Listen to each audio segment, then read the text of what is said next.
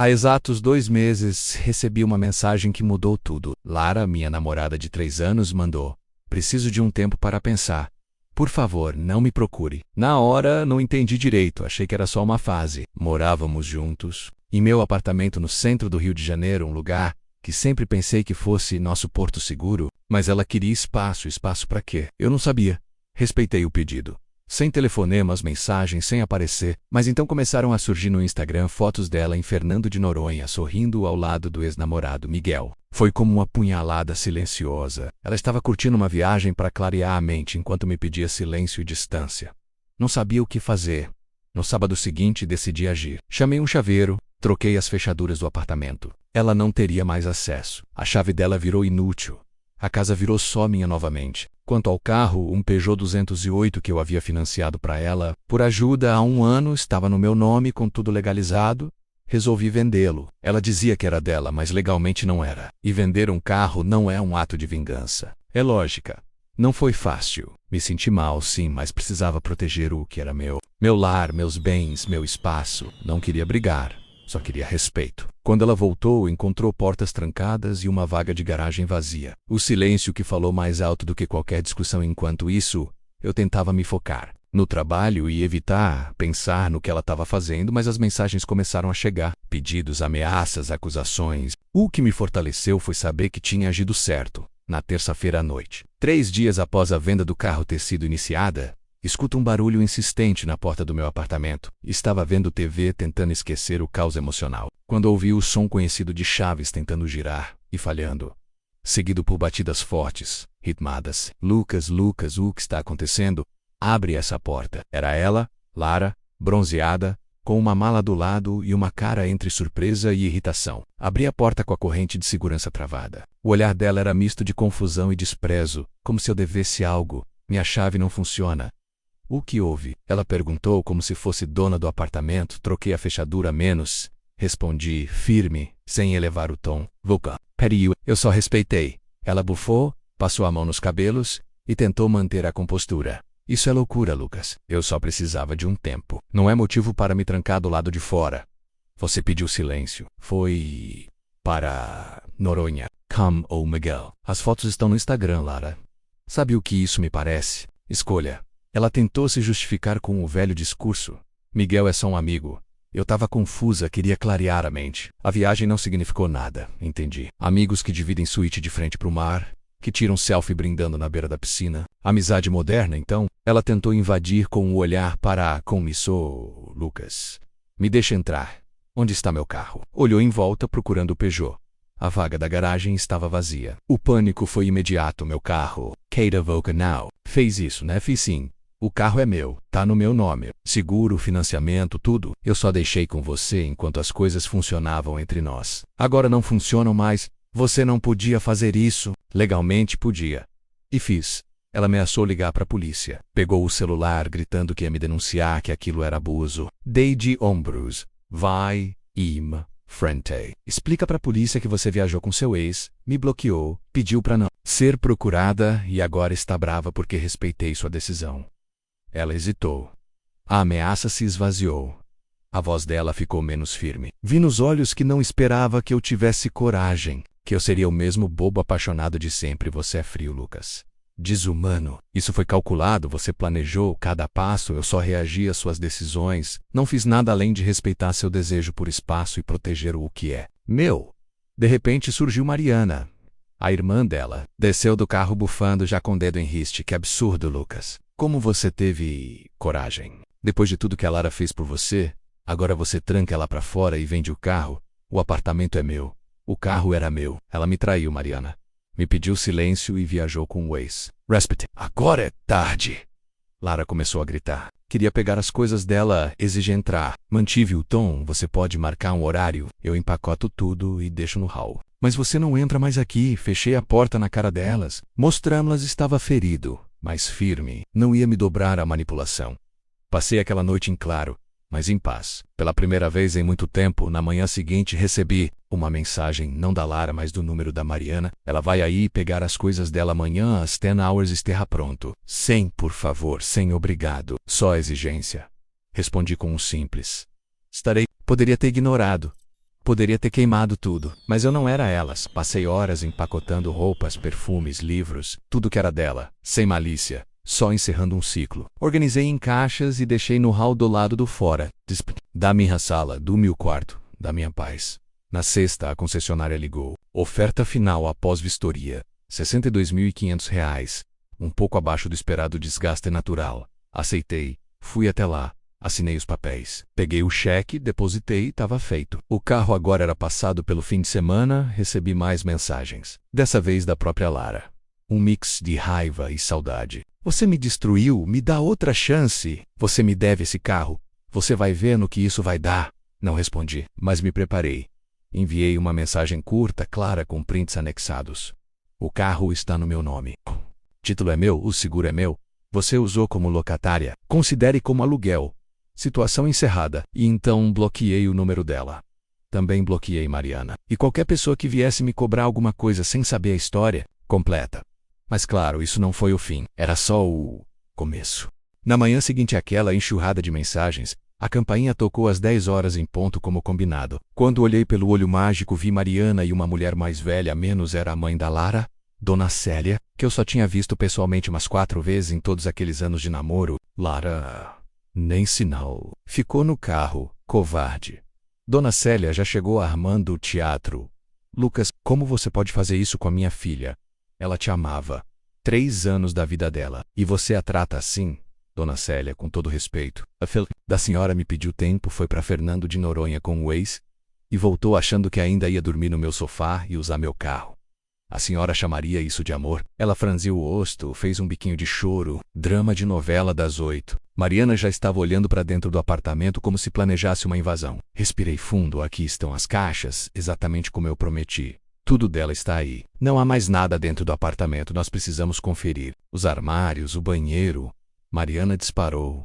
Negativo. O combinado foi pegar as caixas que empacotei e deixar minha casa em paz. Não vão entrar. Eu não confio em mais ninguém envolvido com essa história. Isso é illegal. Critu. Mariana, você está retendo os bens pessoais dela. Estão aqui, no hall de entrada. Se não quiserem pegar, fiquem à vontade para chamar a polícia e dizer que um homem se recusou a deixar a ex invadir o apartamento dele depois que ela sumiu com o ex-namorado.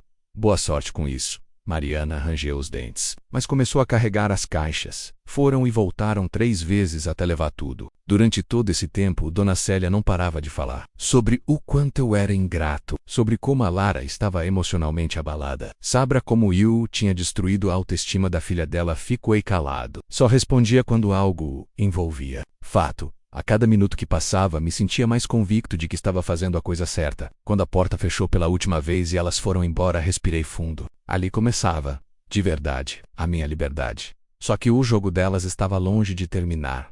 2 dias depois, comecei a receber mensagens de pessoas que eu nem falava, mais menos conhecidos. Colegas da faculdade, amigos em comum da Lara. Pô, Lucas, fiquei sabendo o que você fez com a Lara. Que sacanagem, hein? Vendeu o carro dela?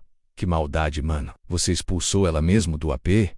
Sério? Era claro, ela estava espalhando a versão dela. Cortada, distorcida, como se eu fosse um monstro que abandonou. Convenientemente omitindo que ela passou dias num resort com o ex, enquanto pedia espaço. Respondia apenas aos poucos que realmente valiam algo. Gente que conhecia minha história que o Mayville Railer construía aquela vida. Contei a verdade com prints, se necessário. Os outros? Bloqueei. Quem compra uma versão de orelhada não faz falta. Mas aí veio o golpe mais baixo. Recebo uma ligação da portaria do prédio. Uma denúncia anônima foi registrada na administração. Segundo o porteiro, alegaram gritos, discussão intensa e perturbação da ordem vinda do meu apartamento. Meu sangue gelou.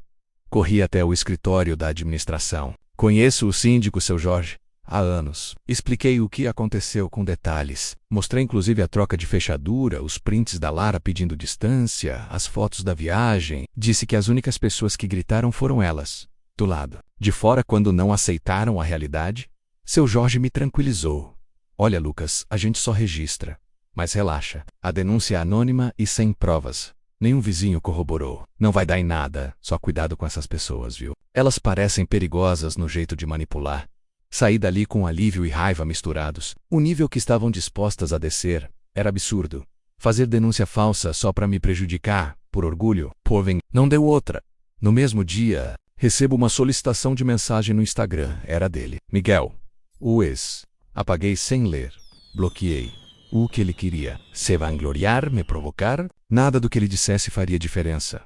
Nessa altura, já tinha bloqueado todos. Lara, Mariana, Célia, amigos dela. O cerco emocional estava desfeito. Não era mais refém do discurso falso nem das chantagens emocionais. Mas isso não quer dizer que foi fácil. Ainda me pegava pensando nas noites em que dividimos vinho na varanda, nos planos de viajar juntos, na esperança que eu tinha de um futuro. Não é fácil virar a chave de um relacionamento de 3 anos. Mas era necessário. Na real, aquela era a melhor coisa que podia ter acontecido. O silêncio. O fim das mensagens. Ou o fim do caos. Meu apartamento voltou a ser meu. Comecei a redecorar. Joguei fora aquele sofá cinza que ela escolheu. Troquei as almofadas. Até pintei uma das paredes da sala de azul petróleo, uma cor que ela odiava. Foi simbólico, como se cada pincelada apagasse um pouco das mentiras, das manipulações, das máscaras, com o apartamento finalmente me pertencendo novamente. Tentei focar no trabalho e em reconstruir minha rotina, mas o silêncio parecia gritar dentro da casa, cheio de memórias que agora pesavam. As caixas com os pertences dela ainda no hall me lembravam diariamente de tudo que havia acabado.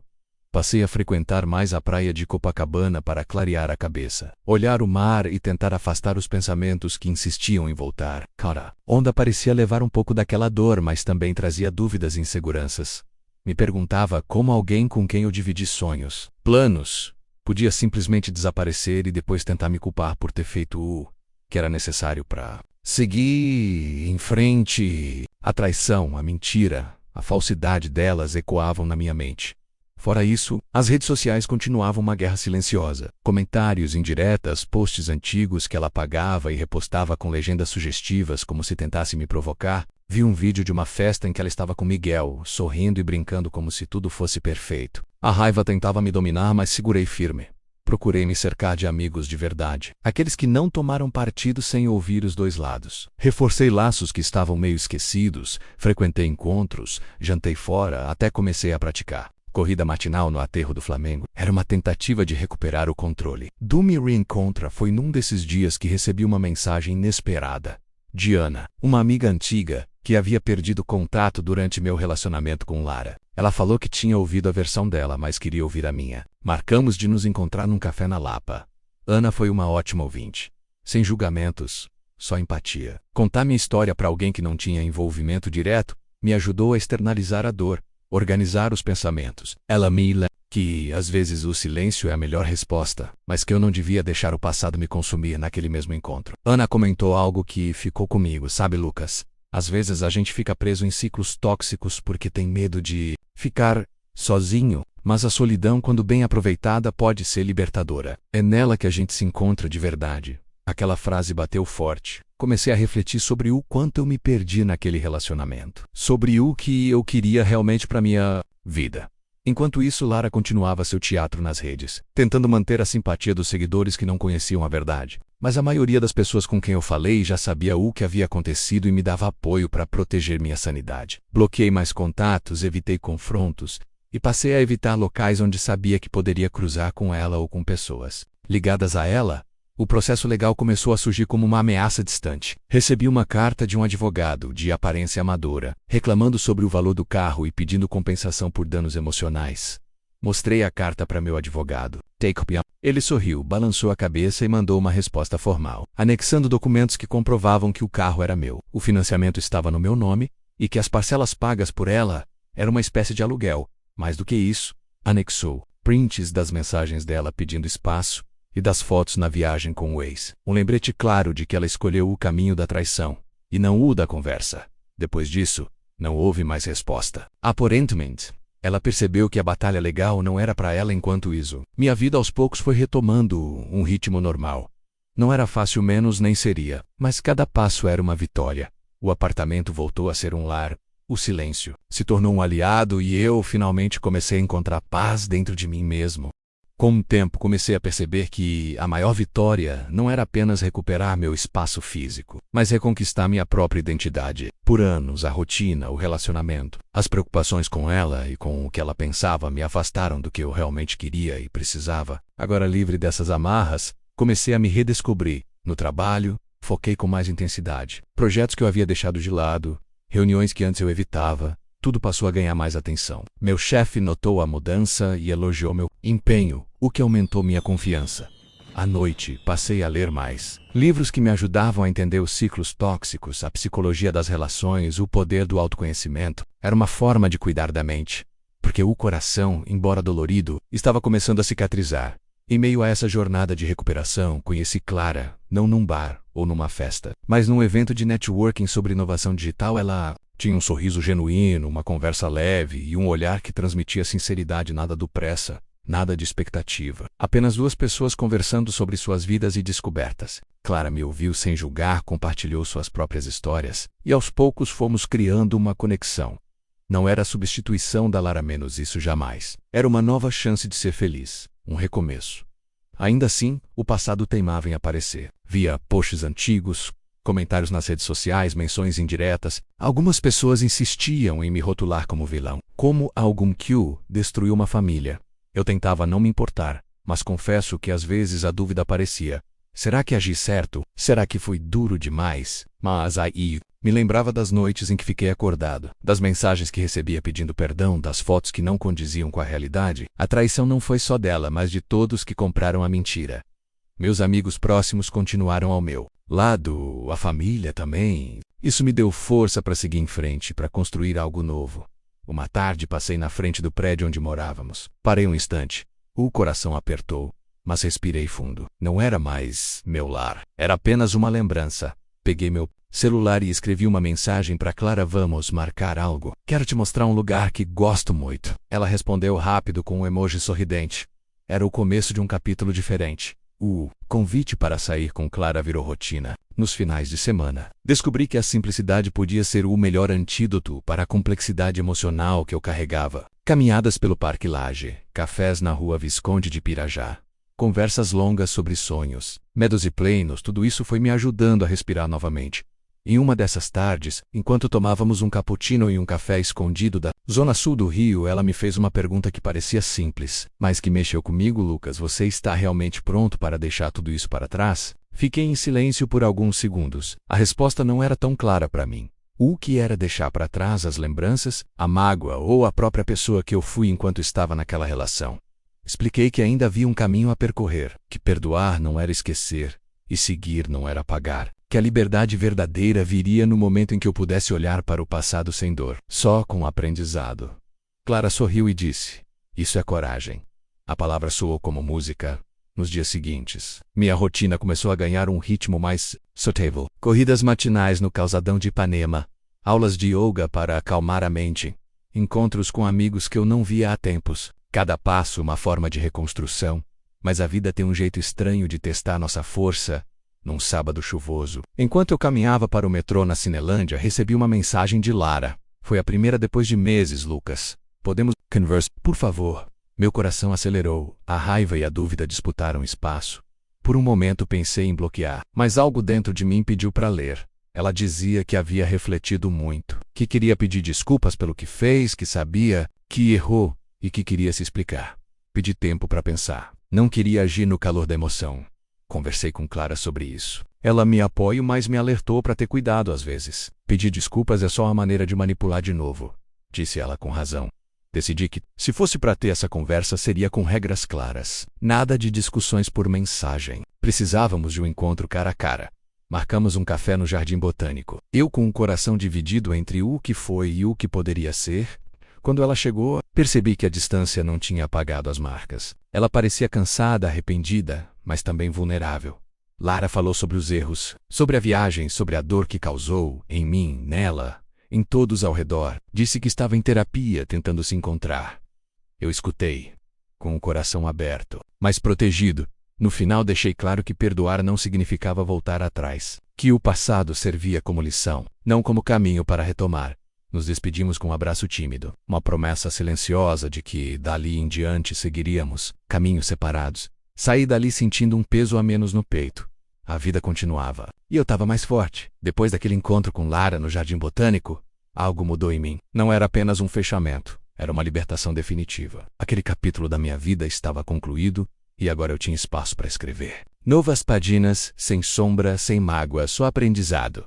Clara se tornou uma companhia constante e confortável. Nossos encontros foram ganhando uma leveza natural, sem pressa, sem cobranças. Ela me mostrava que o amor podia ser simples, que confiança e respeito podiam ser a base de tudo. Passei a notar detalhes que antes não via. O jeito dela rir, o brilho nos olhos quando falava de projetos, a paixão que tinha por seu trabalho como designer gráfica. Era diferente de tudo que eu conheci.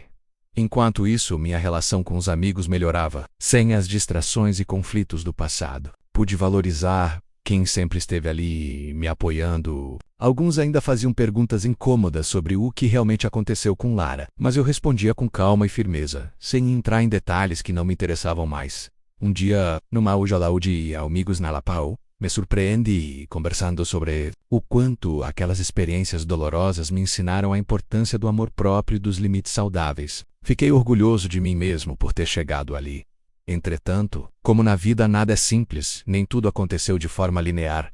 Recebi uma ligação do escritório do condomínio onde moro. O síndico, o Sr. Jorge, queria me avisar que havia uma nova denúncia, novamente anônima, filando sobra, barulhos e discussões vindas do meu apartamento.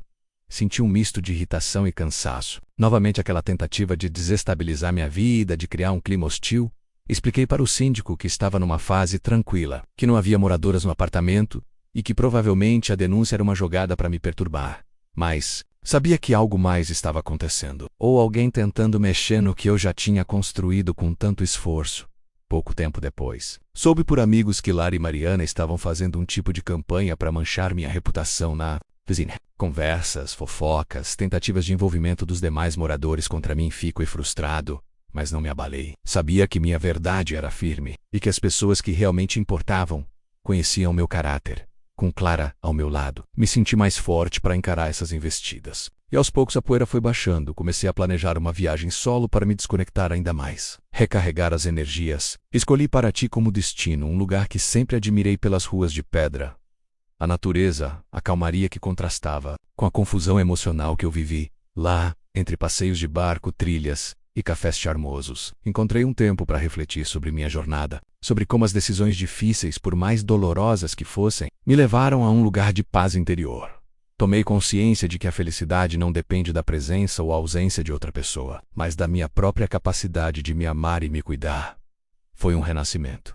De volta à cidade depois da viagem para Paraty, senti um misto de renovação e determinação. Aquele contato com a natureza, o afastamento das complicações do dia a dia, tinha me dado uma clareza que há muito eu não experimentava. Decidi que era hora de retomar projetos pessoais que eu havia deixado de lado durante o relacionamento. Um deles era a fotografia, um hobby antigo que sempre me trouxe paz e um olhar diferente para o mundo. Comprei uma câmera nova e comecei a explorar o Rio sob uma nova perspectiva. Caminhava pela orla, pelo centro histórico, pelas ruas da Glória e Santa Teresa, capturando cores e luzes que antes passavam despercebidos. Cada clique era como um passo para me redescobrir, para enxergar beleza mesmo depois de tanta dor. Também resolvi retomar a academia, para cuidar do corpo e da mente. Os exercícios ajudavam a liberar a tensão, a ansiedade que às vezes surgia sem avisar. Durante esse processo, Clara continuava ao meu lado, como um apoio constante. Ela não era apenas uma companhia romântica, mas uma amiga verdadeira que me ajudava a crescer. Num fim de semana, fomos juntos a uma exposição de arte contemporânea na Mar Museu de Arte do Rio. Entre as obras, conversamos sobre o quanto a arte pode expressar sentimentos que palavras não conseguem. Senti que eu estava aprendendo a me expressar de novas formas, a não me prender apenas à narrativa dolorosa que carregava. No entanto, como nem tudo é linear na vida, recebi uma notícia que mexeu comigo. Lara havia se mudado da cidade. Soube que, depois de perder um emprego que conseguira graças a conexões da família, ela havia voltado para a cidade natal, uma pequena cidade no interior do Espírito Santo. Parece que a vida dela tomou um rumo que não incluía mais o glamour e as redes sociais que ela tanto gostava. Essa informação me trouxe um misto de sentimentos. De certa forma, uma sensação de justiça poética, mas também uma tristeza pela pessoa que ela poderia ter sido se tivesse escolhido outro caminho. Não quis me envolver mais com isso. Minha decisão era viver no presente, olhar para frente. Meio a esse cenário, decidi usar minha história para ajudar outras pessoas. Criei um perfil anônimo em uma rede social, onde comecei a compartilhar relatos sobre superação, sobre respeitar a si mesmo, sobre aprender com as dores. As mensagens começaram a chegar de pessoas que passaram por traições, que enfrentaram términos difíceis, que buscavam força para seguir adiante. Foi incrível perceber que, mesmo em meio à minha própria batalha, eu podia ser um farol para quem precisava. Isso me deu uma nova motivação. Com um perfil anônimo ganhando seguidores, passei a receber mensagens diárias de pessoas contando suas histórias de dor, perda e superação. Era como se, ao dividir minha experiência, eu tivesse criado um espaço seguro para muitos que se sentiam sozinhos em suas lutas. Cada mensagem me tocava profundamente. Havia relatos de traição, abandono, depressão, mas também de esperança e renascimento. Eu lia tudo com atenção e, sempre que possível, respondia com palavras de incentivo e apoio. Essa conexão me ajudou a enxergar que minha dor não era única e que juntos, mesmo que de forma virtual, podíamos encontrar força para recomeçar enquanto isso clara. E eu seguimos construindo nossa relação com cuidado e respeito. Ela me apresentou a sua família, um momento importante que me fez sentir parte de algo novo, algo genuíno. A vida parecia, enfim, entrar em um equilíbrio saudável. Mas nem tudo estava completamente resolvido. Recentemente, recebi uma notificação de uma ação judicial. Lara havia decidido tentar um processo para reaver parte do dinheiro referente ao carro que eu vendi. A carta do advogado detalhava pedidos de indenização por danos emocionais e perda de bem material. Era uma tentativa desesperada, já que a realidade dos fatos não favorecia seu caso. Mostrei tudo para meu advogado que o reafirmo, minha posição segura. Resolvi responder de forma direta e firme, com todos os documentos e provas anexados, deixando claro que não havia mais espaço para negociações. Por mais que quisesse evitar, sabia que algumas batalhas ainda seriam inevitáveis. No entanto, decidi que isso não definiria meu futuro. Continuei investindo em mim, no meu trabalho, na minha saúde mental e emocional. Voltei a viajar, explorei lugares novos e descobri que a vida era muito maior do que um relacionamento fracassado ou brigas judiciais. Cada passo me afastava do passado tóxico e me aproximava de um futuro de possibilidades. O tempo passou, e as cicatrizes daquilo tudo foram se tornando marcas de aprendizado, não de dor. A vida que eu queria com quem eu escolhi estava se construindo a cada dia, com escolhas conscientes e com coragem para seguir adiante. Clara se tornou não só minha parceira, mas minha melhor amiga. Juntos planejamos uma viagem para a Europa, algo que sempre quis fazer, mas que nunca aconteceu por conta dos altos e baixos da minha vida pessoal. Enquanto isso, a batalha judicial com Lara foi encerrada. Após a resposta firme do meu advogado, a ação foi arquivada por falta de provas. A sensação de justiça venceu mais uma vez. Essa experiência me ensinou muito sobre limites, sobre respeito e sobre a importância de se valorizar. O amor próprio não é egoísmo, é sobrevivência. Passei a investir mais em mim, em projetos pessoais, em amizades verdadeiras e em momentos que realmente importam. Aprendi que nem todas as pessoas que entram na nossa vida têm a intenção de ficar, menos algumas passam para nos ensinar algo, para nos fortalecer. Aquele episódio doloroso foi só uma passagem, e hoje sou grato por ter saído dele mais forte, mais sábio. Quero deixar uma mensagem para quem está passando por algo parecido. Respeite seu tempo, sua dor, mas não se permita ser refém do passado. A vida é um constante recomeço, e a cada dia temos a chance de escrever uma nova história. Obrigado por acompanhar minha jornada. Se essa história tocou você, não esqueça de curtir, se inscrever no canal e compartilhar para que mais pessoas possam se inspirar. A vida continua, e a nossa melhor versão está sempre à frente.